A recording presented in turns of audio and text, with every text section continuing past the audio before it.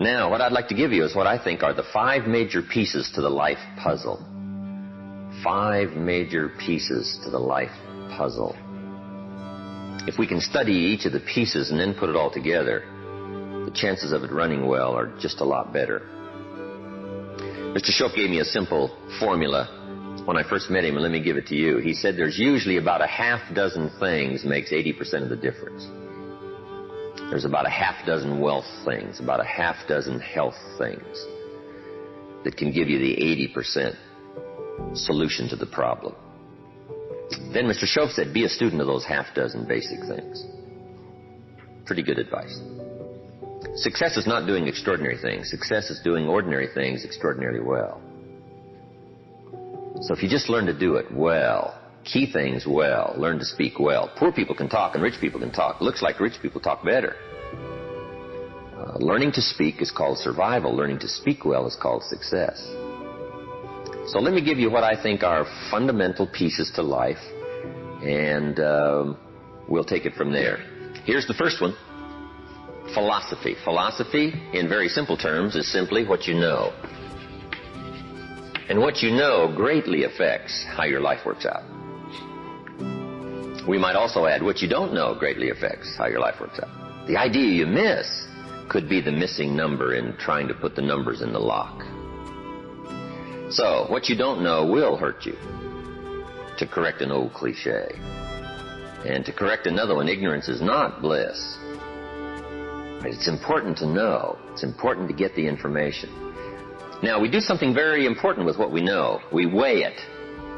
That's another good word. We weigh. Weigh everything before you do it, before you buy it, before you try it. Make sure you weigh it. Everything you get ready to do, you got to decide whether it's a major or a minor. And you don't want to give minor things major time. You don't want to give something insignificant significant amounts of your energy. So we simply use the phrase, weigh before you pay. Sophisticated people learn to weigh everything. And what we all need is a good set of mental scales to weigh everything. What if you got information and your mental scales were off and insignificant things to you were significant? Wouldn't that be a major handicap the rest of your life? When you weighed something, important things weighed unimportant. We would call that a great handicap. So it's very important to weigh everything properly. And that's the reason for sermons and songs and lyrics and lectures and seminars and conversations and professors and teachers. It's one of the reasons why we converse with each other and we debate and we think about and we ponder and we perceive and we weigh and we try to find out where the values are. Because you don't want to proceed and give big chunks of your life to something that's insignificant. Okay. So, we get information, we weigh it, then we come to conclusions about values. Big question in forming your life, where are the values? What is important? What should weigh heavy on my mind and I should give it significant time and significant energy and significant money? Shope said to me, poor thinking habits keeps most people poor. Not poor working habits. Most people work hard, but they don't think hard. They don't use their mind to really try to perceive where the values are so that they don't waste any time. It's easy to spend big chunks of your life on insignificant things. It's one of the major pieces of the life puzzle. What you think about, knowledge, how you weigh it, the conclusions you come to, the values you've perceived, thinking. If you really want to help somebody change their life, you have to start changing their mind, change their philosophy, change how they think. Somebody says, well, just motivation, that'll do. And the answer is no, motivation won't do it. If a guy's an idiot and you motivate him, you got a motivated idiot. Right? Say, no, that's not what it takes. Now, it's very easy to make errors in judgment. Errors in judgment. I'm now teaching people, even after they're out of school, university, college, they should read at least 1 or 2 books a week. It's easy when you get out of school, right, and get a job to just sort of let that all slide, not keep up the learning process. But if you don't keep up the learning process, a lot of values become fuzzy if you don't keep trying to perceive what's important, what's not important. And then start spending major effort on minor things. So we have to keep learning. What if a guy spent his book money on donuts? Right? We would call him greatly deprived mentally. In 10 years, the guy's bought 2 tons of donuts and only 2 books. Right? Mostly with pictures. Right? And he wonders why his life isn't working well. Reason. After he got out of school, he didn't keep up the flow of ideas that can help to refine your business and help to refine your decisions and help you come to better conclusions. You've got to keep up the learning curve, even after you're out of school, to make sure that you're not making errors in judgment. The reason why most people wind up average at age 40 instead of rich is simply an error in judgment about what to do with your money. What would you suggest a 15-year-old start as a plan to do with their money so that by 40 they're rich instead of average? You've got to have a good plan, right? If you start making errors early with your money, those errors can make your life mediocre instead of rich. You wind up with pennies instead of fortune. And you wind up with crumbs instead of a feast, simply because early you made errors on what to do with your money. The guy says, well, it's only $10. So what does it matter what I do with it? And the answer is, that's when it really matters, is when you don't have much. The guy says, oh, if I had a fortune, I'd really take good care of it, but I've only got a paycheck, so I don't know where it goes. We call those great errors in judgment. It's so important to make sure you've got a good plan when the amounts are small. But it's easy to make errors. It's easy not to know. It's easy to miscalculate. And if you miscalculate, some things keep adding and adding and adding. I got a good phrase for you. Life is accumulative. Good phrase to know. Life is accumulative. Our errors either accumulate into what we don't get, or our wise decisions accumulate into what we do get. Now, the key is to correct the errors as early as possible. Fortunately, Mr. Shoaff caught me at age 25, started asking me major questions. At age 25, he said, Mr. Rohn, how long have you been working? And I said, I've been working 6 years. I started working when I was 19. He said, well, 6 years. How much money have you saved and invested in the last 6 years? I said, not any. He said, who sold you on that plan?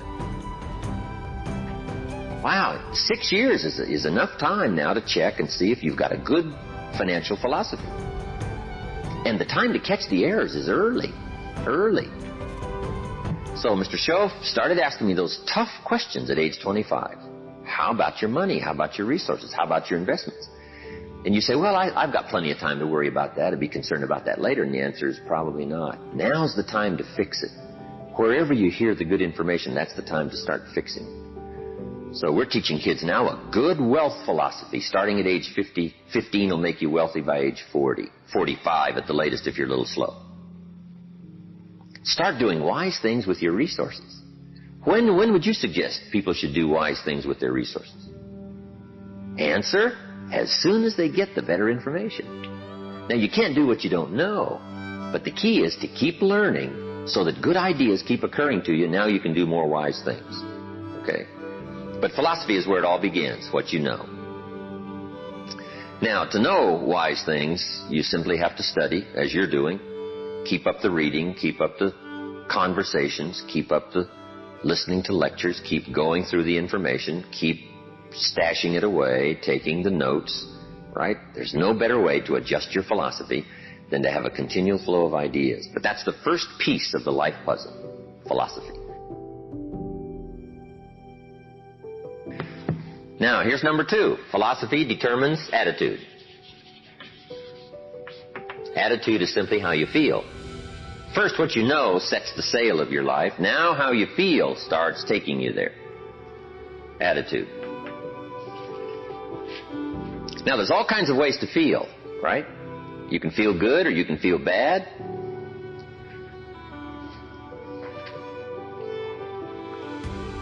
Here's one attitude. If this is all they pay, I'm not coming early and I'm not staying late on the job. That's an attitude, right? If this is all they pay, I don't come early and I don't stay late. Now, do you suppose that attitude, if you carried it through the rest of your life, do you suppose that attitude would greatly affect your life as the years unfold? The answer is overwhelmingly Of course. Here's another attitude. No matter what they pay, I always come early and I always stay late to invest in my own future. Isn't that fascinating? Attitude is by choice. You can either choose to come early or you can choose to come late. You can either choose to leave early or you can choose to stay late. Attitude's a matter of choice. Now, to make wise choice, we need educated attitudes. Emotions must go to school to learn where the values are. Okay? Good phrase. Emotions must go to school. When kids are young, right? A 3-year-old, falls on the floor and kicks his feet and screams. We say, well, that's okay when you're 3, but it isn't okay when you're 30. Right? As a little kid, right, you can retaliate and punch somebody out, but when you're 23, we say, no, you've got to learn now to take that emotion and send it to school and find out where the values are. It's okay to feel strong, but you've got to learn to restrain yourself in a society if you want life to go well for you. So attitudes now become a matter of educated choice. Educated choice. But how we feel is going to greatly determine how our life works out. Now, it's how you feel about a variety of things. Let me give you that list. Number 1, it's how you feel about the past. Now, when you're young, you haven't got that much past to feel about, but I'm sure you've had some ups and downs. You've had some wins and losses. So part of our attitude is based on how we feel about the past. Some people are still carrying the burdens of the past. They're affected by some difficulties, some losses, whatever. They're carrying it around like a burden. Instead of using the past as a school, they're using it as a threat to their life. So part of it is solving the attitude about the past, how you feel about it. Number 2, it's how you feel about the future. Facing the future, very important, key part of our life. Now, there's 2 ways to face the future. Here they are. 1, anticipation. That's one way to face the future, anticipation. Here's the other way, apprehension. Now, most people face the future with apprehension, primarily because they bought somebody else's view. They don't have their own future well designed. So in the absence of having your own future well designed, you have a tendency to be persuaded to buy somebody else's future. Here's what's going to happen. Here's what's going to happen. Boy, it's easy to let your days be clouded by all of that. So some days, somewhere along the line, you've got to start settling for sure how you feel about the future. And how you feel about it greatly determines what you do. If you don't feel good about the future by having goals set, you take what we call uncertain steps. It's difficult to be confident about the day if you don't have your future well designed. So here's one of the keys to do about your future. Set goals. Write them down. Design the future. Where do you want to go? What do you want to do? What do you want to be? What do you want to see? What do you want to have? What do you want to share? Even if it all changes 12 months from now, the key is to start making a list now. The cities you want to visit, the people you'd like to meet, your health goals, your investment goals, all that stuff. Start writing it, putting it in a journal somewhere. And let it all change as time unfolds. Something that you think is very important right now, 2 years from now, you'll say, that was kind of foolish. How come I thought that was so important, right? Because you'll grow beyond that. But right now it's important to get as clear a picture as you can of the future. Set your dreams, set your goals. Because it's important. How the day goes is greatly determined by your confidence about the future. Now here's another attitude. It's how you feel about each other. It's how you feel about society and the community and the country. It's very important. It's not that difficult to be a cynic. And cynicism greatly influences how your life works out. But it's also important to understand that if you want to do well, it takes all of us to help each of us. Good phrase. It takes all of us to help each of us do well. You can't succeed by yourself. It's hard to find a rich hermit. You can't succeed by yourself. You need a market. You need a society. We need each other's ideas. We need each other's collective ideas. Collective participation in the marketplace, society. Okay. So how we feel about each other, very important. Now here's the big one. It's how you feel about yourself. How you feel about yourself. Self-esteem, understanding your own value. Boy, if new discovery starts to unfold for you, that you've got the brains, you've got the talent, all you need is instruction, all you need is some coaching, all you need is some help, all you need is some advice, some experience. If you're headed down the wrong road, hopefully somebody's already been down that road where the bridge is out. And they come back saying, don't go this way anymore, the bridge is out. So we take somebody else's advice and we say, wow, I'm glad you came along, I'm heading down this road. So, learning from other people's experiences, picking up all the ideas so that we can feel good about ourselves. Now, self-esteem primarily comes from engaging in the disciplines that lead to value. Self-esteem comes from engaging in the disciplines that lead to value. We don't lack potential, but to bring value from potential, we need the disciplines. Now, one of the major things that makes us not feel good about ourselves is not engaging in the disciplines. If you keep letting yourself off the hook, or just ho-humming it and letting it all slide, then you don't feel good about yourself. Best is the ant philosophy. Right? To feel good about yourself, do your best. Gather all you can during the summer. We call that the ant philosophy. Ants don't settle for half. They go for all. All you possibly can. Do the best you can. It's the greatest lift of self-esteem is doing the best you can. Okay? So attitude plays such an important part in the 5 pieces of the life puzzle.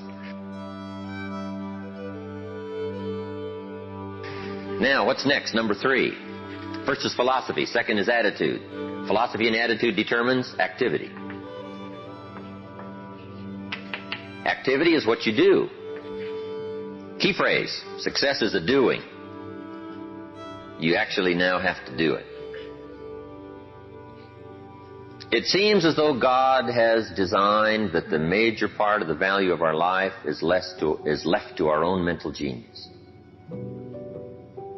You've got to decide what you want to become. Then, you simply have to go do it, engaging in the disciplines. Now, the activity part is so important. How hard should you work when you get ready to labor? When you get ready to try to be successful in the marketplace? How many days should you spend? How hard should you work?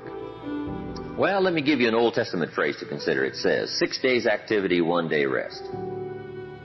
Now, that's called a philosophy on activity. Right? What should be the ratio of rest to activity? Old Testament suggests 6:1. Now, I know that goes back a long ways. Some people said, no, 6:1's old-fashioned. 5:2 is better.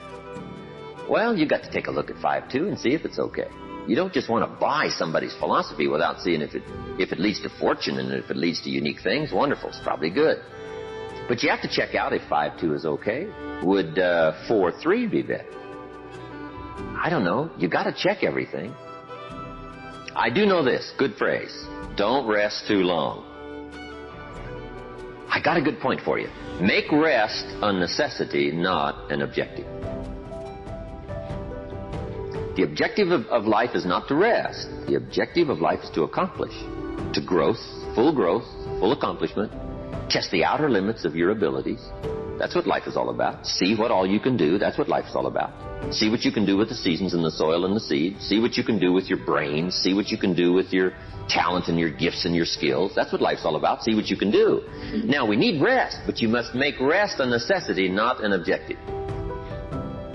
If you make it an objective, you start falling into what we call the average syndrome. Right? People who live mediocre lives are always looking forward to getting off. Successful people are always looking forward to getting on. Successful people don't want off. They want on. They want to get on with the job. They rest only enough to gather strength. So, consider that in your argument, in your debate on how hard should you work. Let me give you another Bible philosophy. My parents made sure I was a pretty good scholar by the time I was 18. And I'm an amateur on the Bible. Here's another good philosophy. Whatever your hands currently find to do, do it with all your might. Whatever you're doing, Do it with all your might. We call that philosophy on activity. How hard should you work? As hard as you can in the time allotted to labor. In leadership, management, lectures we teach, when you work, work. When you play, play. Don't play at work. And don't work at play. Right? Make best use of your time. When you're working, pour it on. And when you're playing, have a good time. But don't play at work. Okay? So, activity, very important piece in this whole life puzzle in working. So, you've got to test how hard you can work. Part of it is physical, your own physical limitation. Some people can take 14 hours, no problem. Some people 10 stretches pretty much their physical limitation. So everybody has to sort of decide how hard you can work, how much time you can put in. When you come to university, right, you got to sort of find out how much workload you can handle, how many classes can you go through, how much can you unravel, how many study hours do you need, how much effort have you got, when are you going to run out of gas, right, and you need to replenish the supply. So we all have to study our own activity habits. But let me give you what I think is the best philosophy. It is simply do the best you can. In activity, we call it doing your best. A man asked me one time, he said, I'm making about $50,000 a year. Isn't that enough? What would you tell somebody? A businessman said to me. He said, my kids aren't starving, and he said, I got my bills paid, and he said, we're doing pretty good, and I'm making about $50,000 a year. Isn't that enough? He asked me. What do you suppose I told him? I said, yes, it's enough if it's the best you can do. We don't call an amount enough. We call your best enough. I said, if you're capable of making $500,000 a year and you make $50,000 a year, we call you loser. And we don't call you loser because of the difference between $50,000 and $500,000. We call you loser because you're not doing your best. If you do your best and you make $10,000 a year, that's enough. If you do your best and you make $1 million a year, that's enough. Enough is not the difference between 10,000 and 1 million. Enough is simply doing the best you can. So that's the key to the good life. When the day is finished, if you say, did I do my best?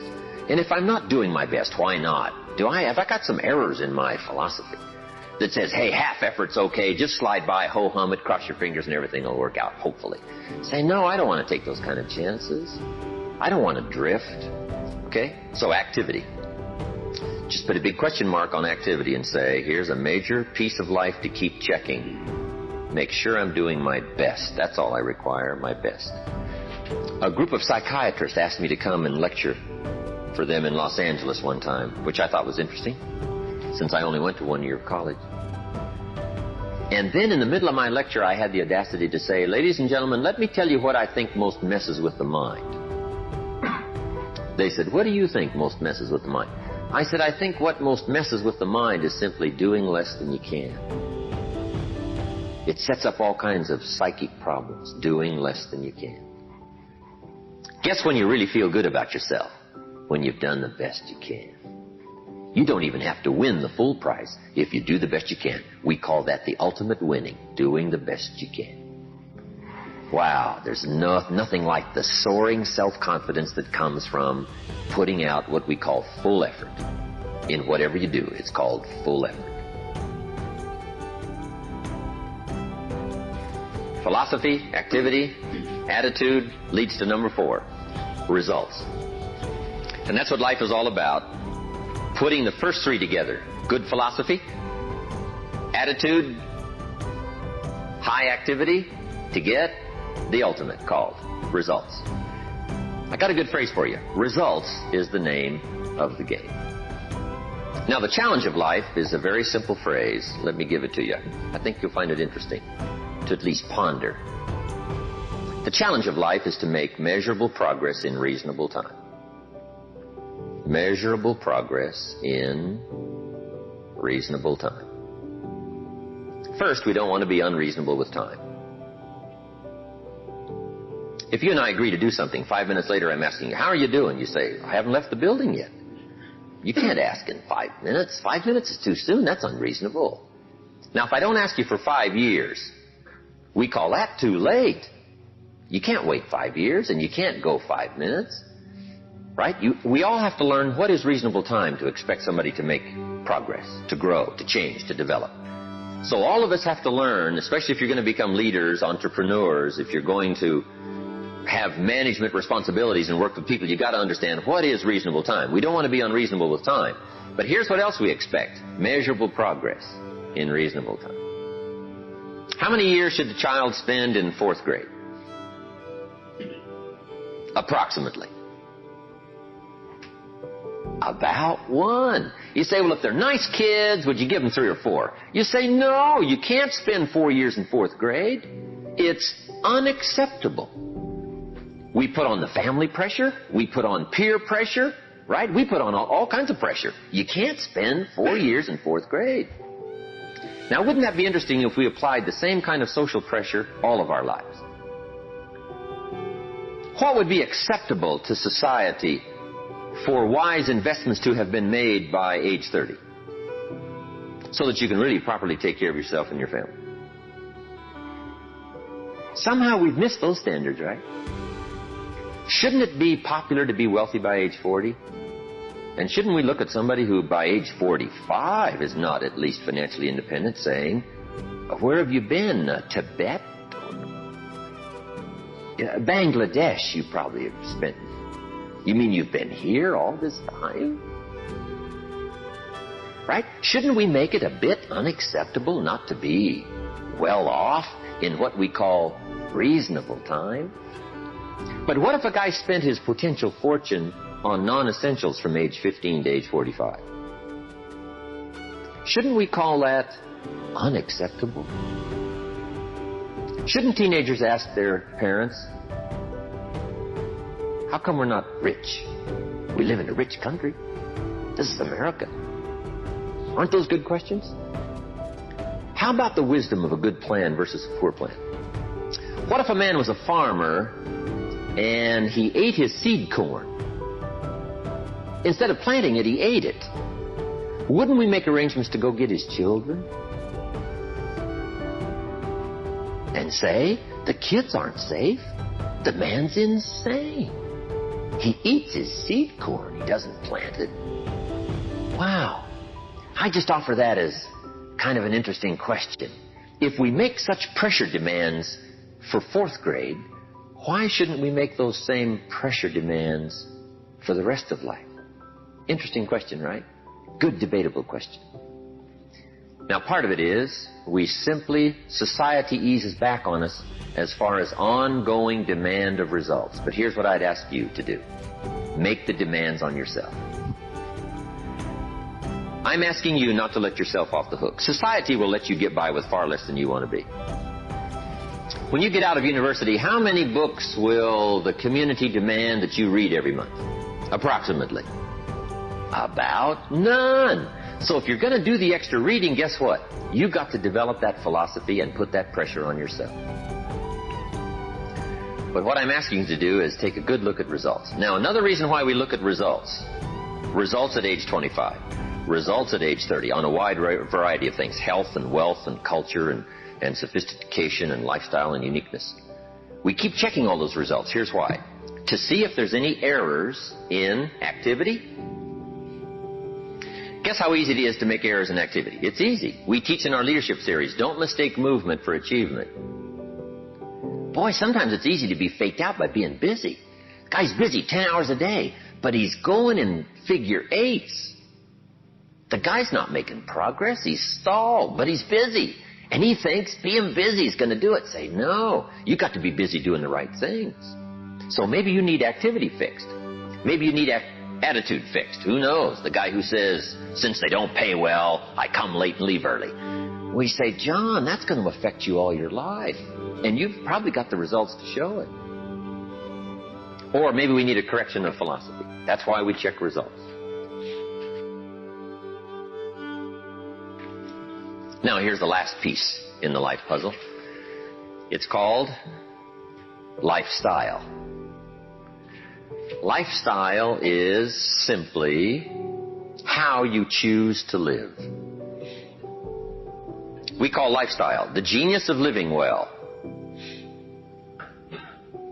Now, here's what's exciting about lifestyle. As a subject of one of the major pieces of the life puzzle, all of us can choose, especially in this country, all of us can choose how we wish to live. Guess what you can get from your money? Joy or animosity? However you wish to live. A father takes a $10 bill and wads it up and throws it at his son and says, if you need the darn stuff that bad, take it. We call it money without style.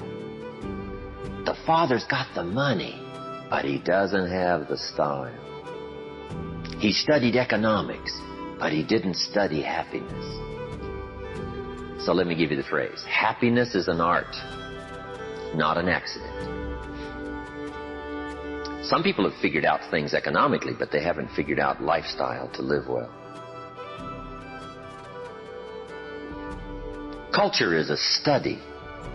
It's not an amount. Somebody says, if you have an amount of money, you'll be cultured. And the answer is no. Cultured is a study. Culture is a refinement of the mind. To be cultured, you must study culture and practice culture. Money doesn't solve the culture challenge. Money doesn't solve the happiness challenge. To be happy, you got to study and practice happiness. And Mr. Shove taught me all the simple ways to get joy from substance. A sophisticated gentleman knows that a rose on time is more valuable than a $1,000 gift too late. It's not the amount that counts, it's the genius that counts. It's the ideas that count. So here's what I'm challenging you to do. How to be happy with what you've got while you pursue what you want. And I'll give you time to make a note of that phrase because I think it's so important to wrap it up. How to be happy with what you've got while you pursue what you want.